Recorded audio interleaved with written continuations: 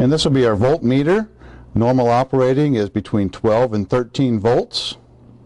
Next gauge over will be the oil pressure on these Detroit 60 series diesel. Normal operating is 40 to 60 psi. At idle it'll go down to 20, but nothing below that. Next gauge over is the water temperature gauge. Normal operating range is from 180 to 200. Gets above 220, we'll get a warning light. Down in this corner is our engine hours gauge. This is strictly for the engine hours, not the pump. Next one over is our tachometer. Maximum is 2100 RPM. This engine idles at about 625 to 650. Down below that, we have the two engine start switches. We have two because we have two relays, but only one starter. Use either or. Next one over is the ignition switch. It's a rocker switch. Further over is the headlight switch. That's a 3-position with the headlights on, parking lights, and then everything all the way off. We always run with the headlights on at Oak Harbor Fire.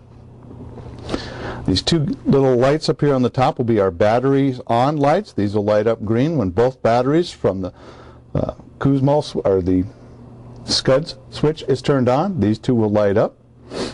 Next light over is the stop engine light. We get the stop engine light after we get the check engine light. We'll get a check engine light, then we'll get the stop engine. You'll have 1 minute to pull the rig over to the side of the road before the engine shuts off to save itself. It's a built-in safety device. Next one over is the transmission temp. That means you've got a high temperature range on your transmission gauge, which is on the other side of the panel. When you get the transmission temp, you will also get a stop engine light so that you don't wreck the transmission. Down below that, which I know is a little bit hard to see because of the turn signal, but that's the anti-lock brake light switch. That'll come on if you have a problem with your anti-lock braking systems. Brakes still work normal, but they do not have anti-lock if you have that light on. Next one over is the check transmission light. This is the same type of a system as we have over on the stop engine, check engine. Check the transmission light usually is a voltage problem or a signal going to it. It's probably not a major problem. It's going to be a code where you can push the buttons and check the code. Down below this is our cab not locked light. This light will come on red when the cab is not locked to the chassis. Down below that is the little warning device. That's where the buzzers and the horns and all the stop engine, check engine noise comes from. And the next one over will be the high beam. Simply the high beams are on or off. Next one over is the door open warning light. This will let you know that you have a door or a compartment door open. The next one over will be the low air. This will come on when your air brake system is below 60 psi. You must be above 60 psi for that light to go off. And you also get a buzzer with that low air warning light. Next one over is the maxi brake or parking brake light, just to let you know that the brake is on. Next one over is a low voltage warning light. That light will come on, and you also get a check engine light at the same time and a warning buzzer to let you know you've got a voltage problem. Coming back over to this will be our transmission temp gauge. This normally does not move. Our HD 6040 Allison transmission is such a big transmission for this rig, we've never actually got that gauge to move. So in the green is the normal operating. Next two gauges over are the primary and the secondary air tank system. We have one air brake system, but two complete separate lines and systems for backup, a primary and a secondary. Normal operatings are about 90 to 120. The 120 is where the air valve will dump the air out. Below 60, the rig will not move. Below 20, the brakes lock and you can't go anywhere. Both gauges are the same. Down below that, we'll have the speedometer and the odometer. This is an electronic gauge. So when you power up the rig, this should go all the way from 0 all the way to 85 and then back down before you start the rig. You'll hear the warning bells and whistles all go off.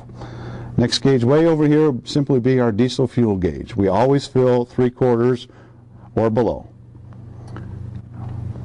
And this one here with the missing knob that's on order is for our dash lights adjustment. That takes care of all these dash lights and on the side of the pump panel and control panel. Next two over are the windshield wiper for the left and for the right, and wash. Push down to wash. And these are delayed wipers. The first click will be slow, medium, high, and then you'll have 2 speeds of constant on. And this will be the maxi brake. Simply pull to apply, push to release. Some people call it a parking brake. It's a maxi brake.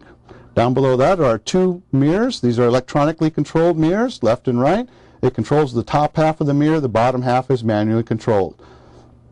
And then further over here we have the service indicator for our air filter system. If this goes red, that means you've got an air restriction in your air intake system that has to be corrected. Once that's corrected, then you can come back and push this to reset the green inside of here, and then you can continue on. Down here, as it shows, is the high idle switch. When you kick this into high idle, it'll go to approximately 1200 to 1500 RPM.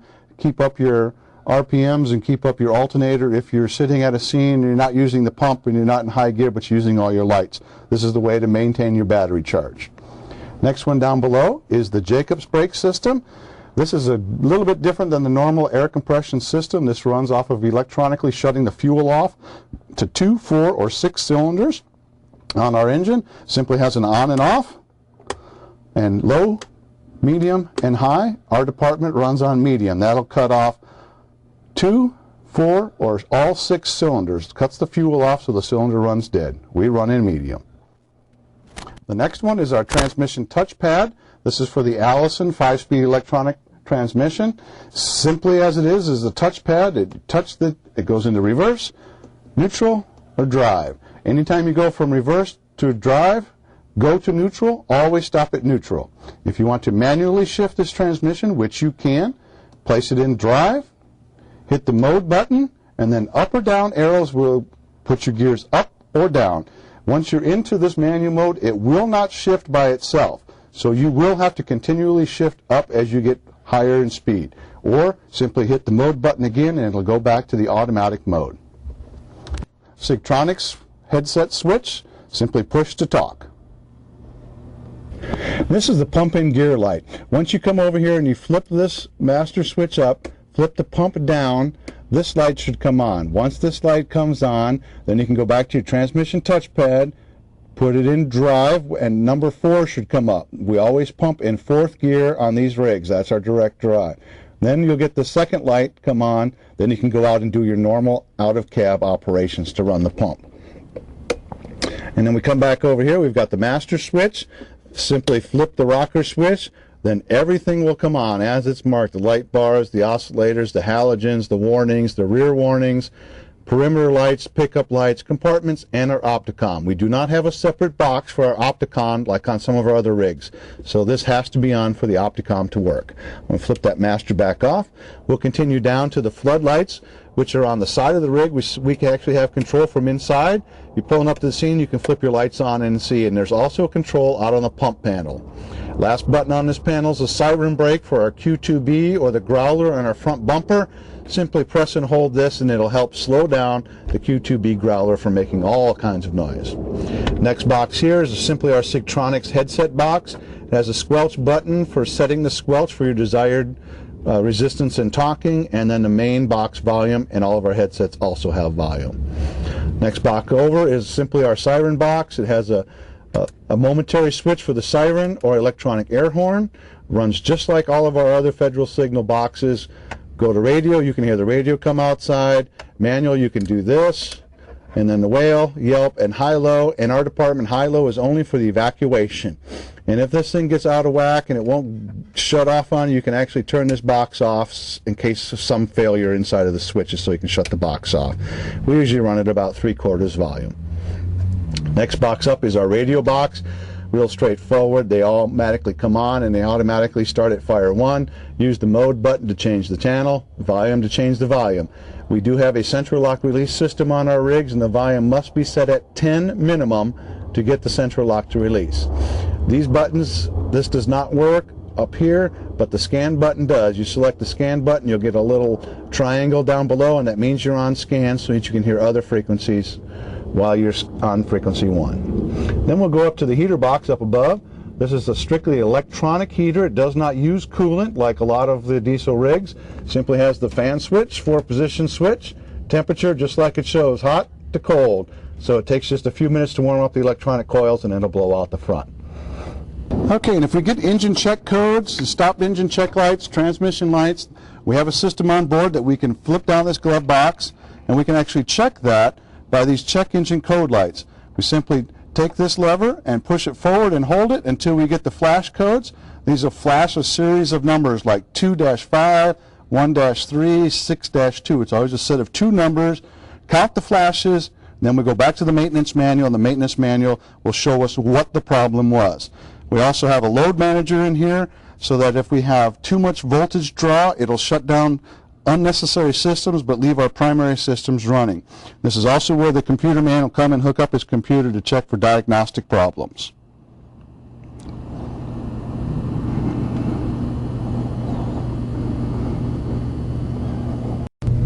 This is an overview of the 1998 Seagraves Detroit Diesel 60 Series 6-cylinder inline diesel. This is the same as 8.1 and 8.12 are both exactly the same rigs. They were built on the assembly line, number 1 and number 2 ahead of each other. They both have the same exact equipment. Has an Allison HT 6040 transmission, has Rockwell rear ends, and a waterless pump, 1,500 gallons per minute. I'm going to show you now how to tilt the cab. First thing we do is go through the cab to make sure everything's secure. Our BAs, our suction unit, the infrared camera, the thermal imager, the glove boxes, everything is secure and in its proper place. Once we do that, we'll get into the cab, turn the battery switches on, 2 clicks, turn the headlight switch off so we don't use any extra energy, turn on the ignition switch, which should give us a warning buzzer and lights.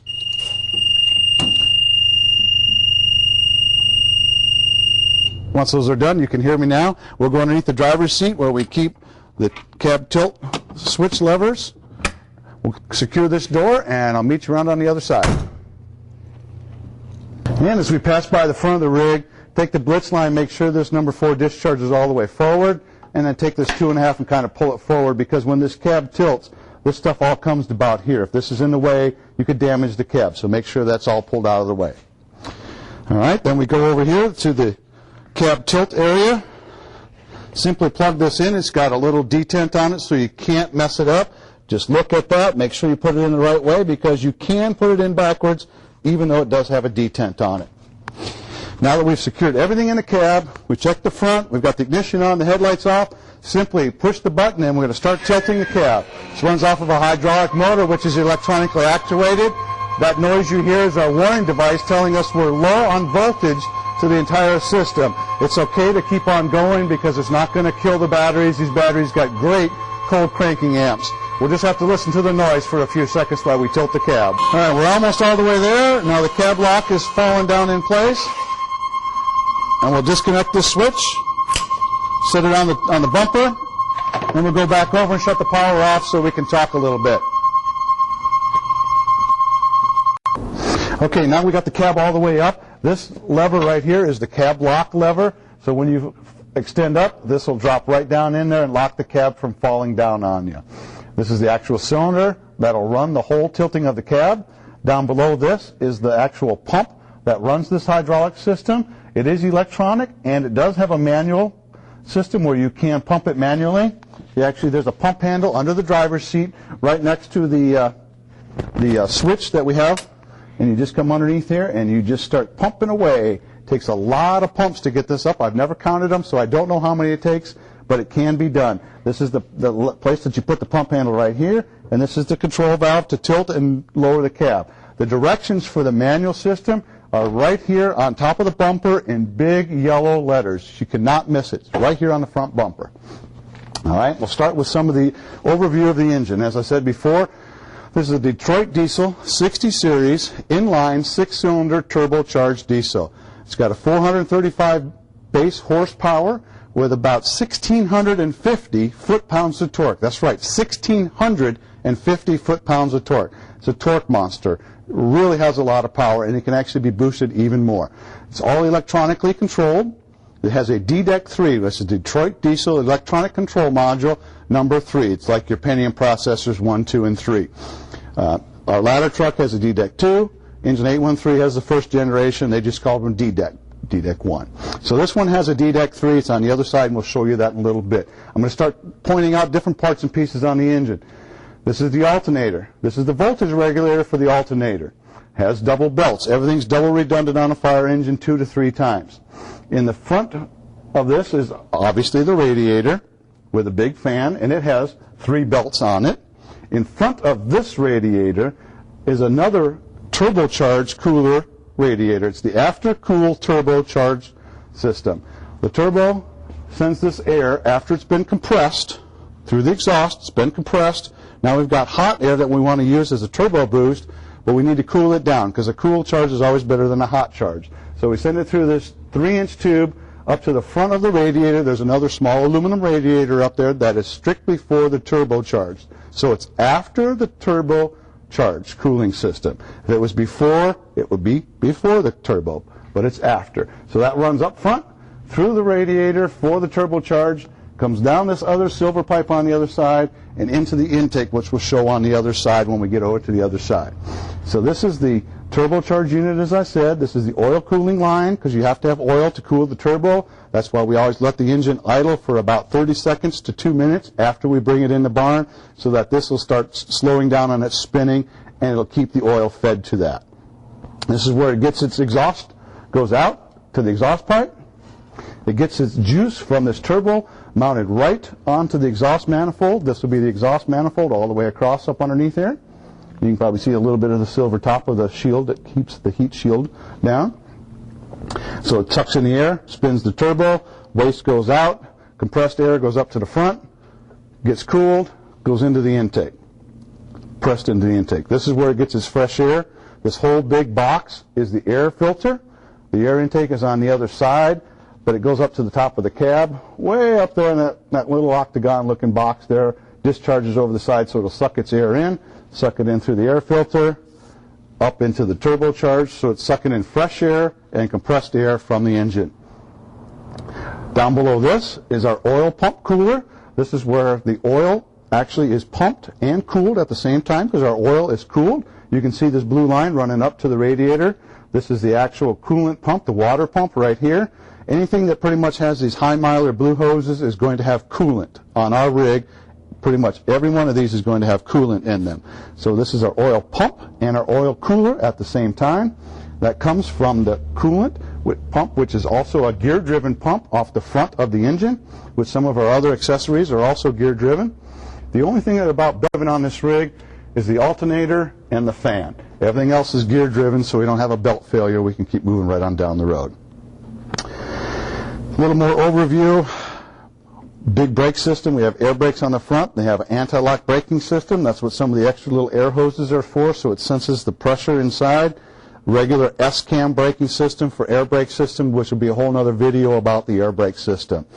Simply kingpins, idler arms, control arms, leaf springs. These are all simple, common, everyday parts and pieces that you have on your car at home and bigger vehicles as you go down the road.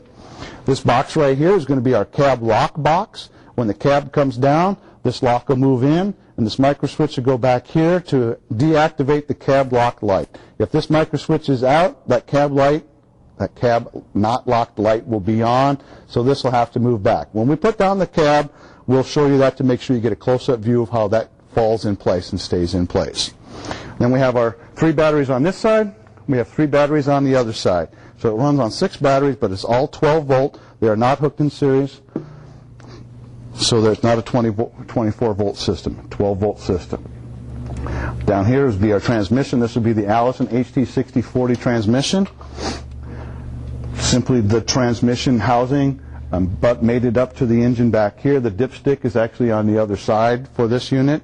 Another thing that we wanted to talk about too was the actual servicing of where we check the oil and stuff. When the cab's down, you can check the oil, the transmission, the windshield washer, and the coolant from not tilting the cab at all. All that stuff can be checked in place. When the cab is down, this will be the oil dipstick check here, and this will be the oil fill. Transmission dipstick is a long one over there, and on the next one up will be the power steering pump, which we'll show you when we get onto the other side. From this side, I think we can see that we've got the air brake system regulator. This will be the pressure dump system inside of here. When we get back into the other side, we'll get a better view of our air tanks, our primary and secondary air tanks, and that's where our water pump is all housed in this back section back there. Okay, this will be the driver's side of the rig. Right here in the front will be our power steering pump. We have a separate reservoir. This is just the pump, and that's gear driven off of the front of the engine in line with our air compressor. So this will be our air compressor for all our air brake systems right here. It's a 2-piston cylinder system that's gear driven off of the same gear for the power steering pump. Now we follow these braided lines, which are just plastic coverings to keep vibration. It goes up to this main block. This main block then also, as you follow the line, goes to the power steering pump reservoir. This is where all the fluid is kept. This is where you're going to check. All of these fittings are a rubber stopper type squeezing system. As you move this lever down, this squeezes this rubber out and pulls that stopper out to keep it from leaking. So it's important that you put them in tight. All the dipsticks are marked with the full and the add line. Keep it anywhere between the full and the add. Push that all the way down. Start tightening this up. That rubber stopper is getting squeezed, getting tighter and tighter because this is under pressure. So this is the reservoir for the power steering pump. And if you follow these lines back down, they end up down below, all the way up underneath the rig, and they come down here to the actual steering gear box. This is the box that connects up into the steering wheel by that universal shaft with these universal joints. So all of that is running off of this. This is just the gearbox with the associated lines going back to the reservoir, which then goes back to the pump. Okay, we're moving down along. We talked about the aftercool turbo. This is where it comes after it's been cooled and compressed, shooting into the intake manifold of the Detroit Diesel 60 series.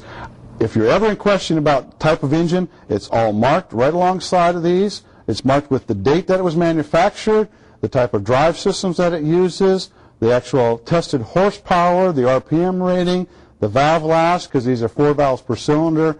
This is a great inline 6-cylinder diesel engine. So we talked about the reservoir. Down below the reservoir, this is the starter unit. You can see the solenoid and then the big starter underneath. It does not have a regulator up on top. It actually has 2 regulators mounted on the fender well over there, which we'll show you after we get towards the batteries a little bit. As we talked about earlier, this has a DDEC 3 computer system on it. The DDEC 3 is located on the side firewall. Okay, as you can see, this is the DDEC 3, Detroit Diesel Engine Control Module 1, 2, 3. This is the computer brains of the whole engine system. Okay, this would be the 2 starter relays, one on top and one below. We have 2 starter relays, 1 starter, 2 switches in the cab. Push one down, you get 1 relay. Push the other one down, you get the other relay. It's just a redundant backup system. Try not to push them both at the same time because you only get 1. Then we have the 3 batteries, normal batteries for operation. We have a small battery back here. This is for our computer system to hold all the default settings. So if we have to do maintenance on these batteries and remove them, we do not lose any of the computer information. It's all stored on the backup battery. And that also is trickle charged all the time. Then we have the engine circuit breaker, this big box right here. If we have the engine goes dead for any reason and we have nothing, it's probably the circuit breaker inside. Then we're going to go back up into the back section here. And in here we have the primary and the secondary air tank systems, this block units here with the different control valves, relays, pressure relief valve. All goes off at 120. Once we get up to 120 pounds, that relief valve will activate and dump out the extra air. And then this will be the actual pump cavity back here, the pump with some grease fittings down in there. Maintenance, this will be where you access to get most of these things with the valves, grease, lube, filter, those kind of things from that section back there. Then we've got the cab lock. This is the second cab lock here. This actually closes and locks down. This side does not have a micro switch. It only has 1 micro switch, and that'll be on the other side, which you'll see later on in the video. And this will be the lowering procedure for the cab tilt. Simply put this back in. The power is still off to the rig. Got the switch in. Now I'll go back over the other side. I'll turn on the batteries and the ignition switch, and then we'll be ready to lower the cab.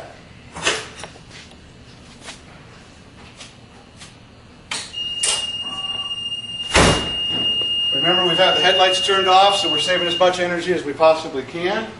Before we start to tilt or bring the cab back down, there's this cable right here on the side that simply pull this up, and that moves that lever out of the way so that it's not laying on top of the hydraulic cylinder. And just simply start lowering away. Once you get down to a certain point where it's actually laying on top of that, you can release that lever and you're good to go.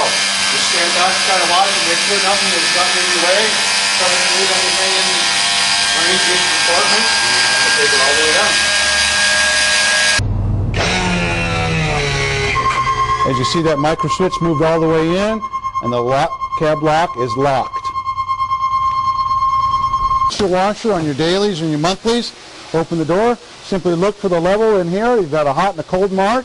If it's in between there, you're good to go. If you need to service it for some reason, turn these, open the door up, fill it from the top. Windshield washer and coolant. We use pre-mixed coolant already. Close the door back up and lock her down. Okay, we're out on the pump panel now. We also have our check engine, low volts, and our stop engine lights, just like we have in the cab, also the warning device. These are all the same that are in the cab, give you the same exact sounds, the same exact light signals to let you know that something's going on and you need to come check what your problem with. They kept your gauges simple out here, your water temperature with the 180 to 200 degrees, the voltmeter, so you're running 12 to 13 volts, oil pressure 40 to 60 is normal on this Detroit diesel. And this hour meter says engine hours, but it is not. This is the pump hours. This is strictly how long the pump has been put into gear. You can see this one shows 136 hours, 0.8. The engine hours is over 2,000 in the cab. So this is strictly for the pump. They didn't have a special gauge that says pump gauge. Tachometer, just so you know that you're running at good RPM and how much more you have to go. The two night fighters, those are our spotlights. You can run them both from the cab or from the side panel. Those are the same ones that we showed you in the officer area. We have an auxiliary cooler on this. What this will do is it'll bring in a 3/4 inch line, bring coolant around in a canister, and it'll help cool off your pump. It'll send cool water through that, help cool it off. Simply just turn it to open it and close it. It's a needle valve. Be careful not to squish it too hard. The next is our pump panel area. This will control our throttle. We'll get our OK to pump light, just like we did in the dash. We'll get one green light. You come out here, tank to pump, tank fill, which are these two levers over here. Then you can proceed to pump. We have a throttle and a pressure. When this is set to pressure, whatever you have set on your discharge gauge, it will maintain it through the DDEC system. It's all electronically controlled. There's very little lag in the time. So once you get your pump pressure set in the throttle mode, kick the switch over to pressure and it'll hold it at that pressure, whatever you have set. This is simply the increase and decrease for the RPM. You hold it up and it'll just simply raise the engine up. Hold it down, it'll simply lower the engine. You can also do it in increments of one click at a time. That's approximately 25 horsepower with each click. When you're done, throw the switch back over in the throttle so you can go down the road. It does not matter on this rig because it's electronically controlled. If you forget and leave this in pressure, you can still drive down the road. Has no effect on the pump, the engine, or the transmission. But just try to remember to throw it into the throttle position. Next one over here is our engine, half engine RPM. This is a test port. This is a cap that screws on there. That is just giving me what for. Simply, this is when we do our pump testing. We have a handheld tachometer. This will be constantly spin. That's why we have a cap on it. Put the handheld in here so that you get a more accurate reading, because we do not send these gauges in for calibration. The handheld gauges we send in for calibration. So they're all calibrated once a year so that we can use them for our pump testing. Simply the panel light on and off gives you all the lights up underneath here so that you can see what you're doing on a pump panel. And this is our test gauge, our vacuum and our pressure. Unscrew these ports, screw in your test gauge, which is calibratable, which these gauges are not calibratable. That's why we don't trust these. We trust our test gauges. So these two ports will hook up into there. When you put those back together, make sure you put the anti-seize tape or Teflon tape on there, or you won't get them out next year. Simply our water push to test. I'll tell you if you've got water in your tank or not. Each one of the gauges has got a corresponding handle for it. We've color-coded it, made it pretty much firefighter proof. Pull to prime, that's your pump primer, and the actual tank for the pump primer is in this compartment. Right behind these two gauges is a small tank with our 30 weight or 40 weight oil that we use for our pump primer. And when we do our pump testing, we have our base numbers. These are when it was manufactured and tested in 1998 by the Seagraves Company and certified. These are the numbers that we use, and the ratio is 2.27. That's an important number to know when you're doing your pump testing, because it asks you for that ratio, because all of the mathematics is based on that ratio. That's why these two tags are real important to keep on our pump. This would be for normal pump operations. You would flip this switch, then go over and put it into drive, and 4 will show up on the transmission touchpad, and you'll be in normal pump operation. If that does not work, try that twice. Cycle the whole system on and off with the pump, manual shift pump lever. If that does not work, we'll have to go into emergency mode. All right, we've already flipped the manual pump switch outside of the cab, and we'll come back up. We're going to touch drive, put it in drive, and then go back outside and push the pump road switch to pump. Okay, I've already tried to put the pump into gear twice, normal mode. It will not work. I've called command and notified him. We're going to the emergency override mode. All we have to do is take this lever from the normal pump shift to the manual pump shift by pulling this yellow lever back, flipping the back lever to this position where it's locked and detented, then go back to the cab, put the transmission touchpad in drive. I'll reach up and put the touchpad in drive. Then I'll come back here and push this manual road pump shift lever in and hold it in. It'll only move about 1/4 of an inch. Then we should be in gear. If that does not work, we will have another way to do that. We'll have to take two people. One person will go and push the button for drive on the touchpad, and the other person will hold this lever in, the manual pump shift override, at the same time. Sometimes there's a buck tooth condition where it won't go in, the transmission gears aren't aligned. That's why I have to do both at the same time.